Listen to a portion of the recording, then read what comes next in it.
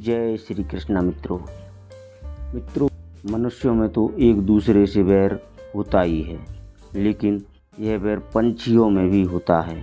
ऐसे ही कौवा और उल्लू में बहुत पुराना बैर चला आ रहा है। उसी की कहानी मित्रों आज आपको सुनाने जा रहा हूँ, लेकिन उससे पहले आपसे एक निवेदन है कि चैनल को सब्सक्राइब करके घंटी वाले बटन को ज़रूर दबाएं, जिससे आपको आने वाली नई वीडियो के बारे में नोटिफिकेशन मिल सके।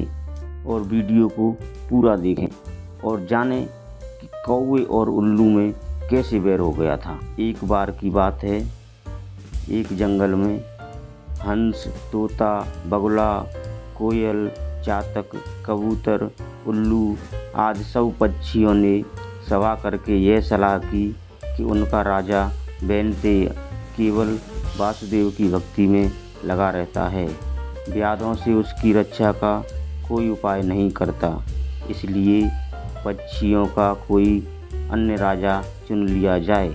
कई दिनों की बैठक के बाद सबने एक सम्मति से सर्वांडक सुंदर उल्लू को राजा चुन लिया।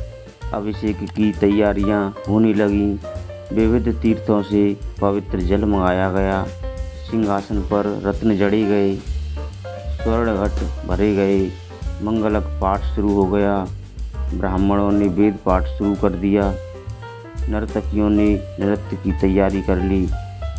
उल्लूराज राज सिंहासन पर बैठने ही वाले थे, कहीं से एक कौवा आ गया। कौवा ने सोचा कि यह समारोह कैसा, यह उत्सव किस लिए हो रहा है। पंछियों ने भी कौवे को देखा तो आश्चर्य में पड़ गए। उसे तो किसी ने बुलाया ही नहीं था, फिर भी उन्होंने सुन रखा था कि कौवा सबसे चतुर कूट राजनीतिज्ञ पक्षी है, इसलिए उससे मंत्रणा करने के लिए सब पक्षी उसके चारों ओर इकट्ठे हो गए।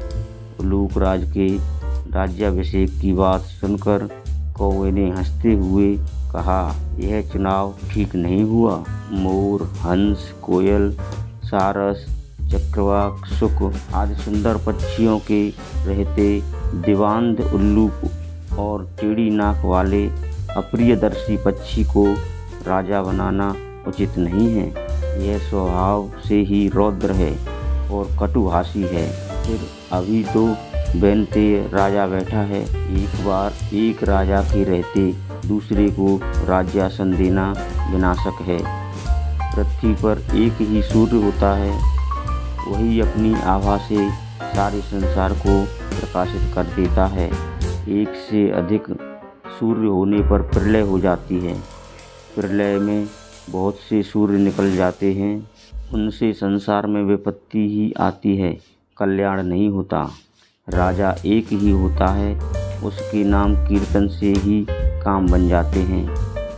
यदि तुम उल्लू जैसे नीच, आलसी, कायर, व्यसनी और पीठ पीछे कटुभाषी पक्षी को राजा बनाओगे तो नष्ट हो जाओगे। कौवे की बात सुनकर सभी पक्षी उल्लू को राजमुकुट पहनाए बिना चले गए। केवल अभिषेक की प्रतीक्षा करता हुआ उल्लू, उसकी मित्र कृकालिका और कौवा रह गए। उल्लू ने पूछा, मेरा अभिषेक क्यों नहीं हुआ? कृकालिका ने कहा, मित्र, एक कौवे ने आकर रंग में भंग डाल दिया। शेष सब पक्षी उड़कर चले गए हैं, केवल यह कौवा ही यहाँ बैठा है। तब उल्लू ने कौवे से पूछा, दुष्ट कौवे, मैंने तेरा आज क्या बिगाड़ा था जो तूने मेरे कार्य में विघ्न डाल दिया?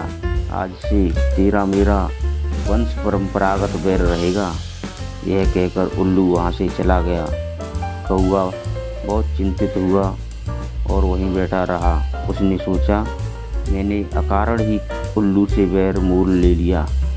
दूसरों के मामले में हस्तक्षेप करना और कटु सत्य कहना भी दुखप्रद होता है। यही सोचता हुआ वह कौवा वहाँ से चला गया। तभी से कौवों और उल्लुओं में स्वाभाविक बैर चला आ रहा है। मित्रों, वीडियो पसंद आई हो तो वीडियो को लाइक करें और चैनल को सब्सक्राइब करें। जय श्री कृष्ण।